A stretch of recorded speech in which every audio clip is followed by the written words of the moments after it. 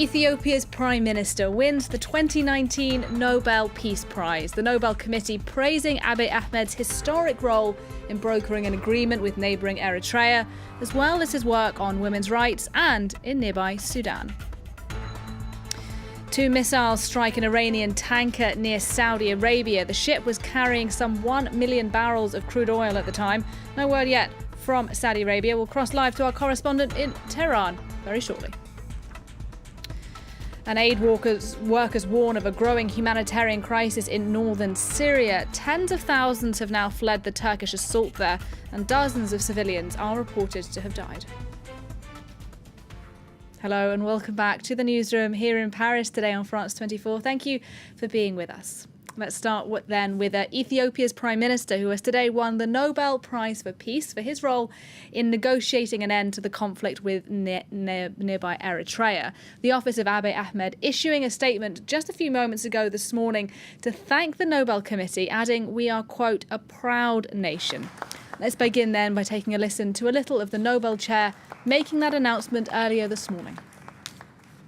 The Norwegian Nobel Committee has decided to award the Nobel Peace Prize for 2019 to Ethiopian Prime Minister Abiy Ahmed Ali for his efforts to achieve peace and international cooperation, and in particular for his decisive initiative to resolve the border conflict with neighbouring Eritrea.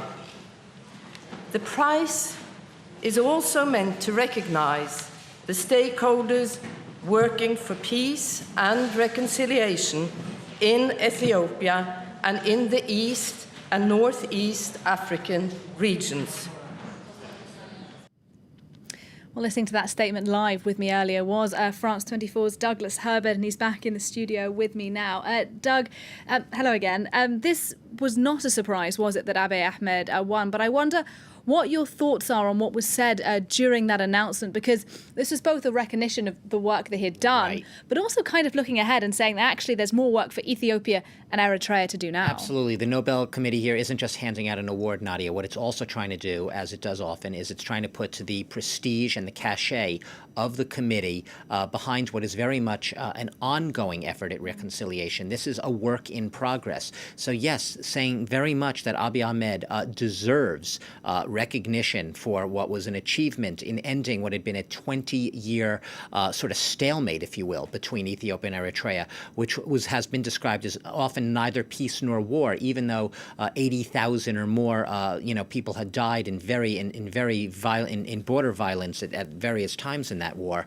But while you've had the accord was signed last July, so it's been a little over a year since Ethiopia and Eritrea signed this peace accord, resolving at least temporarily the border conflict. However, since then, yes, you've had communication and transport links restored. Yes, you have had families long divided over decades reunited, able to call each other again, hear each other's voices. You've had all of that, and that is definite progress, which the Nobel Committee is recognizing. What they're also saying is more encouragement is needed because Eritrea recently reclosed some of the border posts there. The long, hard slog towards full reconciliation is going to be a while. So it's sort of a message saying, you've done an amazing job so far. You initiated a process that had been in stalemate for years and years and years, but we also are cognizant of the fact that the job is not done. And perhaps having this prize and this recognition from a committee as prestigious as this, even though that wasn't explicitly said, will help you as you try to go forward. I will just mention they also paid lip service to the Eritrean counterpart, Isaias Afwerki, a leader who has been not known as a reformer or a Democrat, just the opposite, rather autocratic, rather authoritarian, and so it's something they're trying to basically send a message. We do realize that in the end, even though you were dealing with a very autocratic leader on the Eritrean side, it does take two to tango. So both of you deserve recognition, but this was really an award for Abiy Ahmed and trying to give him a nudge as he goes forward in those peace and reconciliation efforts. Yeah, more work to do. Doug, thank you very much indeed. Douglas Herbert there giving us his reaction to the news that Ethiopia's Prime Minister has won the Nobel Prize for Peace today. Let's move on now and bring you some other world news today on the programme. An explosion has caused a fire on an Iranian tanker, this just off the coast of Saudi Arabia. Now, Iran says the vessel was hit by 2 missiles and that 2 storage tanks on board were damaged, this causing an oil spill into the Red Sea.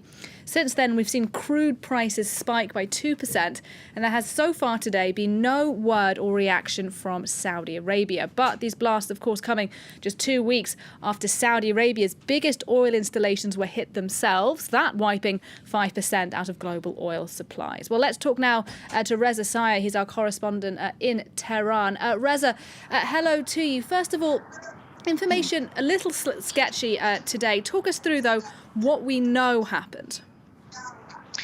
Well, a couple of hours ago, Iran's foreign ministry released a statement condemning this attack. What's noteworthy is that the Iranian government has yet to point the finger at anyone, has yet to accuse anyone. Many people assumed that they would point the finger at Saudi Arabia. This incident happened off the coast of Saudi Arabia, off the coast of Jeddah in the Red Sea. Many assumed that Iran would point the finger at Saudi Arabia, just like Saudi Arabia has on numerous occasions pointed the finger at Iran when its tankers had been attacked in the Persian Gulf. That has yet to happen. What we know, according to state media, is that this incident happened at about 5 a.m. local time. State media reporting that this oil tanker was hit by likely 2 missiles. State media denying earlier reports that the ship was on fire, adding that the hull of the ship was damaged and all of the crew members are safe. A couple of other interesting points in its statement today, the foreign ministry saying that there have been other, quote, destructive measures against Iranian tankers in the Red Sea. As far as we know, this is the first time the Iranian government is alleging that other attacks, other incidents targeting its oil tankers have taken place in the Red Sea. No other details beyond that vague statement from the Iranian government. The Iranian foreign ministry also saying whoever did this attack is also responsible for the environmental pollution. Of course, one of the most troubling aspects of this incident is reports that there's an oil spill after this attack. The Red Sea, of course, known for one of the most renowned underwater ecosystems in the world, with species of fish and coral that are not found anywhere else in the world. Iran's foreign ministry suggesting that this attack has endangered that marine life. And you mentioned there at the beginning, Reza, that there has been no reaction so far from Saudi Arabia. But I wonder of possible reaction in the coming days where you are in Tehran. Is an event like this likely to cause alarm there? It's likely. And remember, we've had a lot of these incidents since May, a lot of these tanker incidents. Soon after the U.S. withdrew from the nuclear deal in May, 4 tankers in the Persian Gulf were attacked. Iran was blamed for those attacks. Each of these attacks has the potential to escalate tensions. But Iran has made its position clear that they say they want diplomacy. Not only when it comes to the nuclear deal, they want diplomacy with Saudi Arabia. In fact, yesterday, Iran's Foreign Minister Mohammad Javad Zarif wrote an op-ed in the Financial Times reiterating Iran's call for a regional initiative, including with Saudi Arabia, for these regional countries, regional rivals to sit down and establish a regional plan for security. Will this incident damage that initiative? It remains to be seen. But Iran's position is, despite these incidents, they want to talk to their regional rivals, including Saudi Arabia. All right, Reza Sayar, live for us in Tehran. Thank you very much for bringing us up to speed on all the reactions from there today. Let's move on now to another top story we're watching for you today, because it is now day 3 of the Turkish military offensive into northern Syria. Tens of thousands of civilians there are on the move, fleeing both heavy bombardment by Turkish warplanes and advancing troops. Hundreds of people, including civilians, have been killed, and today Turkey too announced it had had its first fatality. Nonetheless, though, Turkish forces do appear to be making pretty rapid progress. They've now encircled 2 major Kurdish-dominated towns near the border. Well, one of the many concerns in the coming days is about the potential resurgence of the Islamic State group in the area. That was an issue that the NATO chief Jens Stoltenberg spoke about a bit earlier on today. Let's take a listen to what he had to say. While Turkey has legitimate security concerns, I expect Turkey to act with restraint. We have a common enemy, Daesh. A few years ago, they controlled significant territory in Iraq and in Syria. Working together in the global coalition, we have liberated all this territory and millions of people. These gains must not be jeopardized. Well, covering this story for us from the Turkish side of the border is our correspondent there, Shona Bhattacharya. She told us more about what's unfolded so far today. This is day 3 of Operation Peace Spring here in southeastern Turkey. As you can see behind me in the town of Akçakale, just a few hundred meters from the border with Syria, there is a Turkish army base from which Turkish troops are firing bombs and mortar on the other side of the border, notably on the town of Talabyad, which is about just 2 kilometers away, one of the many targets of the Turkish army in this operation. Now, on Thursday evening, Turkish troops lost their first soldier, and in fact, fighting intensified quite a bit on Thursday afternoon, especially in this immediate region, with the Syrian Democratic Forces fighting back, firing missiles onto the Turkish side of the border, and in fact, causing the deaths of at least 6 civilians here. Now, this immediate area on the Turkish side of the border is also has also been declared an emergency zone by Turkish authorities.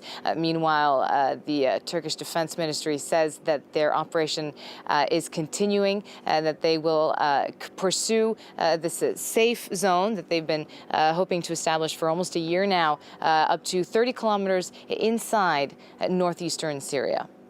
Shona Bhattacharya for us on the border. Well, Turkey's President Recep Tayyip Erdogan has threatened to let millions of migrants flow into Europe if Europe continues its condemnation of his offensive there in northern Syria. Now, the threat stems from a deal with Turkey back in 2016 in which Ankara agreed to stop migrants going into Europe in exchange for €6 billion. So, therefore, how much leverage does Erdogan have now with the European Union? Our Andrew Hillier has been taking a closer look. It's a threat EU leaders have grown used to hearing. The EU has never responded to blackmail. I don't think it's a good method.